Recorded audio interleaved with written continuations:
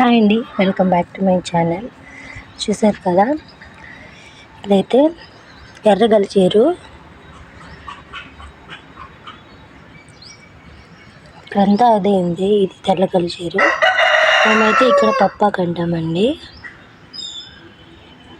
పప్పాకు అంటాము.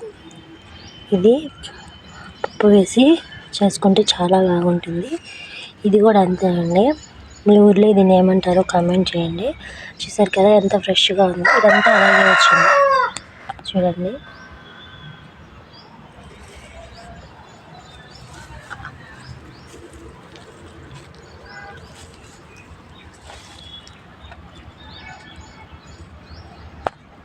ఎంత ఫ్రెష్గా ఉంది చూడండి.